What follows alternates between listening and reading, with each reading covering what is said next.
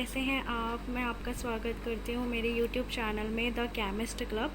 और मैं उम्मीद करती हूँ कि आपको मेरी ये वीडियोस पसंद आ रही होंगी। आपको अगर अच्छी लग रही हैं तो आप प्लीज़ इसको लाइक शेयर सब्सक्राइब कीजिएगा। सो आगे बढ़ते हैं कंडक्टेंस के चैप्टर में। आज बात करेंगे हम variation of molar conductance with dilution. मतलब मोलर कंडक्टेंस में क्या क्या चेंजेस आते हैं जब हम उसको डाइल्यूट करते हैं। डाइल्यूट करने का मतलब है कि मेरा कंसंट्रेशन फिक्स कर दी है, बस मैं उसमें पानी और ऐड कर रही हूँ और वो सोल्यूशन मेरा डाइल्यूट हो रहा है। सो बाय डाइल्यूटिंग द सोल्यूशन हमारी जो मोलर कंडक्टेंस है वो बढ़ती है, जैसा कि आप जानते हैं। क्योंकि मोलर कंडक्टेंस हमारी बढ़ती क्यों है डाइल्यूट करने से? बिकॉज क्यों मोलर कंडक्टेंस के बारे में जैसा मैंने आपको बताया था कि वो कंडक्टेंस जहाँ पर मैंने एक इलेक्ट्रोलाइट का कंसंट्रेशन फिक्स कर दिया है 1 मोल, तो अब मेरा सोल्यूशन में 1 मोल इलेक्ट्रोलाइट है, ठीक है। तो अब 1 मोल इलेक्ट्रोलाइट है, मैं उसमें पानी डाल रही हूँ। क्या हो रहा है, धीरे धीरे उसके जो आयंस हैं वो और डिसोसिएट हो रहे हैं, अपने से बहुत दूर जा रहे हैं। उनके बीच में जो भी फोर्सेस ऑफ अट्रैक्शन है वो कम हो रही हैं, वो टूट रही हैं, तो वो आराम से माइग्रेट कर सकते हैं बिना किसी रुकावट के, बिना किसी हिंड्रेंस के। सो उससे क्या होता है, जब आयंस की गति बढ़ेगी वो सारी फोर्सेस ख़त्म हो जाएंगी, तो क्या होगा, मेरा इलेक्ट्रिसिटी भी जो प्रोड्यूस होगी और कंडक्टिविटी भी बढ़ेगी। और नेक्स्ट आगे बढ़ते हैं। एक अगला पॉइंट है कि लेमडा एम नॉट और लेमडा एम इन्फिनिटी ये क्या बताता है। जैसा कि मैंने पुरानी वीडियो में इसका जिक्र किया था, तो उसी के बारे में मैं आपसे चर्चा करना चाहती हूँ कि ये बेसिकली रिप्रेजेंट करता है molar conductance eight infinite dilution, ठीक है, जिसको हम लिमिटिंग मोलर कंडक्टेंस भी बोलते हैं। सो वीक इलेक्ट्रोलाइट्स के लिए हम लेमडा एम नॉट फाइंड नहीं कर सकते, क्योंकि जो वीक इलेक्ट्रोलाइट्स के जब हम lambda M versus under root C इसका जब हम ग्राफ ड्रॉ करते हैं, तो आप देखिए कुछ इस तरीके का ग्राफ हमें मिलता है वीक इलेक्ट्रोलाइट के लिए। तो अब ये क्या होगा ना, ये धीरे धीरे ऐसे बढ़ता चला जाएगा, ऐसे ये पैरेलल हो जाएगा वाई एक्सिस के, ठीक है। तो इसको हम एक्स्ट्रापोलेट करके हम वो इनफाइनाइट डाइल्यूशन वाली कंसंट्रेशन या लिमिटिंग मोलर कंडक्टिविटी नहीं निकाल सकते। इसीलिए हम यहाँ पर बोलते हैं कि जो लेमडा एम नॉट है ये हम वीक इलेक्ट्रोलाइट्स के लिए नहीं निकाल सकते, बट हम स्ट्रॉन्ग इलेक्ट्रोलाइट्स के निकाल सकते हैं, क्योंकि इसका जो ग्राफ होता है वो एक लीनियर कर्व होता है, ठीक है। यहाँ पर अगर देखें तो यहाँ पर कंसंट्रेशन बढ़ रही है और यहाँ पर कंसंट्रेशन कम हो रही है, मतलब डाइल्यूट हो रहा है मेरा सिस्टम, ठीक है। तो जब हमने देखा तो यहाँ पर जब हम स्ट्रॉन्ग इलेक्ट्रोलाइट्स के लिए इसको एक्स्ट्रापोलेट करेंगे, एक्स्ट्रापोलेट मतलब ऐसी कंडीशन तक आना जहाँ पर मतलब एक्स एक्सिस 0 हो जाए और वाई एक्सिस पे हमें कोई वैल्यू मिल जाए, ठीक है।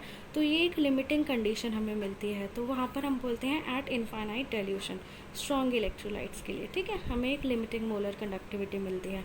तो ये आप दोस्तों ये याद रखना कि जो लिमिटिंग मोलर कंडक्टिविटी है ये सिर्फ स्ट्रॉन्ग इलेक्ट्रोलाइट्स के लिए होती है, ये वीक इलेक्ट्रोलाइट्स के लिए नहीं होती। और ये ग्राफ बहुत इंपॉर्टेंट है, वाई एक्सिस एक्स एक्सिस आपको पता होने चाहिए क्या होते हैं। मोलर कंडक्टेंस जो है वो इंक्रीज़ करती है डाइल्यूशन में, वेदर इट इज़ स्ट्रॉन्ग और वीक इलेक्ट्रोलाइट, ठीक है, चाहे वो वीक इलेक्ट्रोलाइट हो चाहे वो स्ट्रॉन्ग इलेक्ट्रोलाइट हो, मोलर कंडक्टेंस हमेशा बढ़ेगी ही बढ़ेगी डाइल्यूशन के साथ। क्यों? क्योंकि मैंने आपको बताया है कि फोर्सेस ऑफ अट्रैक्शन टूटती हैं, ठीक है, चाहे वो वीक ही इलेक्ट्रोलाइट हो, लेकिन फोर्सेस ऑफ अट्रैक्शन उस केस में भी टूटती हैं। मेरे आयंस के बीच में डिस्टेंस बढ़ता है, वो दूर दूर होते हैं। और भी दो तरीके के अफेक्ट्स लगते हैं, एसिमेट्रिक अफेक्ट और इलेक्ट्रोफोरेटिक अफेक्ट, जो हम डिस्कस करेंगे डिबाई-हकल-ऑन-सागर थ्योरी में। तो ये हमें बताता है कि मोलर कंडक्टेंस इंक्रीज़ क्यों करती है डाइल्यूशन के साथ। फ़िलहाल के लिए आप ये जानिए, lambda M naught for weak electrolyte can not be calculated. So ये हम इनडायरेक्ट मेथड से निकालते हैं limiting molar conductivity weak electrolyte के लिए, जिसको हम बोलते हैं Kohlrausch's law of infinite dilution. ये स्पेलिंग के लिए मैं श्योर नहीं हूँ, एक बार आप लोग चेक कर लेना, बट मैं आपको मतलब बताना चाहती हूँ। इसके पीछे का मोटो देखिए कि कलरॉशेस लॉ बेसिकली हमें ये बेसिकली स्ट्रॉन्ग इलेक्ट्रोलाइट्स के लिए था, ठीक है। ये हमें limiting molar conductivity strong electrolyte से देता है, वीक इलेक्ट्रोलाइट की लिमिटिंग मोलर कंडक्टिविटी ये नहीं बताता, ठीक है। आगे बढ़ते हैं दोस्तों, डिग्री ऑफ डिसोसिएशन की बात करते हैं। डिग्री ऑफ डिसोसिएशन अल्फ़ा से डिनोट करते हैं। इसका फॉर्मूला होता है number of moles dissociated divided by initial number of moles. शुरुआत में क्या मोल्स थे और कितने डिसोसिएट कर गए, उसका फ्रैक्शन, उसका रेशियो होता है। अल्फ़ा की वैल्यू हमेशा 0 से 1 के रेंज में होती है। जैसा कि आप जानते हैं ये फ्रैक्शन है तो ये कभी भी 1 को एक्सीड नहीं करेगा।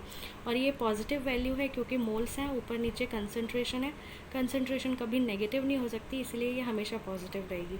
सो अल्फ़ा जो है ये एक फार्मूला है निकालने का, और ये बहुत इंपॉर्टेंट फार्मूला है, बहुत ज़्यादा इंपॉर्टेंट फार्मूला है। ये आपको न्यूमेरिकल्स में हेल्प करेगा। सो वीक इलेक्ट्रोलाइट्स के लिए, for weak electrolytes increase in molar conductance is due to increase in degree of dissociation on dilution. So ये एक मतलब स्टेटमेंट है, इसको आप याद कर लीजिए या समझ लीजिए कि जब वीक इलेक्ट्रोलाइट्स होते हैं उसमें जो मोलर कंडक्टेंस में जो बढ़ावत आती है, जो इंक्रीज़ आता है, वो क्यों आता है? क्योंकि उनका जो डिग्री ऑफ डिसोसिएशन की वैल्यू जो होती है ना, वो बढ़ती है डाइल्यूशन से।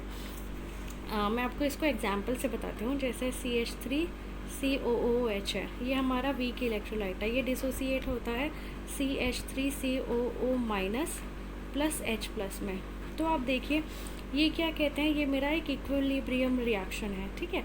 जब मैं इसको वाटर में डालूँगी तो ये डिसोसिएट हो जाएगा, और जब मैं इसके अंदर पानी डालूँगी तो क्या होगा कि मेरा और जितने भी मेरी रिएक्शन जो है ये और फॉरवर्ड डायरेक्शन में जाएगी, और मेरे को आयंस मिलेंगे, और ज़्यादा आयंस मिलेंगे तो मोलर कंडक्टिविटी भी ज़्यादा होगी, क्योंकि आप जानते हैं आयंस अगर ज़्यादा होंगे तो चार्ज कैरियर्स भी ज़्यादा होंगे, ठीक है। अगला आता है कॉन्सेप्ट हमारा ऑसवेल्स डाइल्यूशन लॉ का। ऑसवेल्स डाइल्यूशन लॉ बेसिकली हमें डिसोसिएशन कांस्टेंट का एक रिलेशन देता है अल्फ़ा के साथ, और ये जनरली वीक इलेक्ट्रोलाइट्स के लिए होता है, क्योंकि इक्विलिब्रियम कांस्टेंट हम ज़्यादातर वीक इलेक्ट्रोलाइट्स के बारे में ही पढ़ते हैं, जो रिएक्शंस इक्विलिब्रियम में एग्जिस्ट करती हैं, और जनरली जो वीक इलेक्ट्रोलाइट्स होते हैं वही जनरली इक्विलिब्रियम में एग्जिस्ट करते हैं। तो वीक इलेक्ट्रोलाइट्स के लिए जो डिग्री ऑफ आयोनाइजेशन होता है, जिसको हम K से या फिर अल्फ़ा से रिप्रेजेंट करते हैं, it is inversely proportional to the square root of molar concentration और directly proportional to the square root of volume containing 1 mole of solute. तो ये तो स्टेटमेंट है, इसका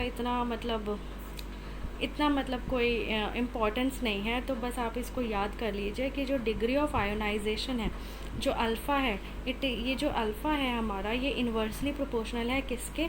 square root of the concentration, molar concentration के square root के inversely proportional है। और अब ये रिलेशन आया कहाँ से, वो मैं आपको अच्छे से डिटेल में बताती हूँ। देखिए मेरे पास एक वीक इलेक्ट्रोलाइट है AB, चाहे तो इसको आप एसिटिक एसिड भी मान सकते हैं। तो AB एक वीक इलेक्ट्रोलाइट है, पानी में मुझे ये A+ और B- देगा। फॉर एग्ज़ाम्पल मेरी AB की कंसंट्रेशन C है, अगर मैंने रिएक्शन को स्टार्ट करी है तो उस समय ये और ये दोनों 0 कंसंट्रेशन में प्रेजेंट होंगे। फिर उसके बाद जब डिसोसिएशन होगा, लेट से मैंने इसका C- इतना डिसोसिएशन हुआ, ठीक है। तो जितना ये घटा है उतना ये बढ़ेगा, तो C बन गया। इनकी जो स्टोशियोमेट्री है वो क्या है, 1:1:1। तो इस वजह से यहाँ पे C घटा है तो C ही बढ़ेगा, जितने से ये घट रहा है उतने से ही ये बढ़ेगा। अगर यहाँ पे 2 होता तो यहाँ पर 2C हो जाता, ठीक है।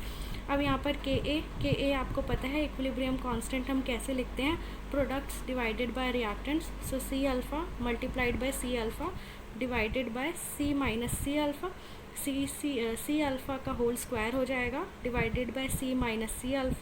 इसको मैं जब सॉल्व कर लूँगी तो मुझे ये मिलती है, ये चीज़, ये इक्वेशन, ये भी इम्पॉर्टेंट है। अब आता है कि हमें अल्फ़ा को निगलेक्ट कब करना है। तो इसके लिए कुछ कंडीशन होती है। जब अल्फ़ा की वैल्यू मेरी 0.5 से बहुत कम होती है तो मैं इसको 1 माइनस अल्फ़ा को 1 लिख सकती हूँ। तो आपकी इक्वेशन बन जाएगी Ka = C अल्फ़ा स्क्वायर, ठीक है। और जब आपका अल्फ़ा 0.5 होगा या उससे ज़्यादा होगा तब आप इस चीज़ को निगलेक्ट नहीं कर सकते, तब आपको Ka निकालना ही पड़ेगा। तो दोस्तों थैंक यू सो मच, मेरे को उम्मीद है कि आपको ये वीडियो पसंद आई होगी। Please subscribe my channel and अपना ऐसे ही प्यार देते रहिए, और मेरे को मदद करिए कि मैं इस चैनल को आगे तक ले जा सकूं। और मुझे उम्मीद है अभी तक आपको सब समझ आ रहा होगा। Thank you so much.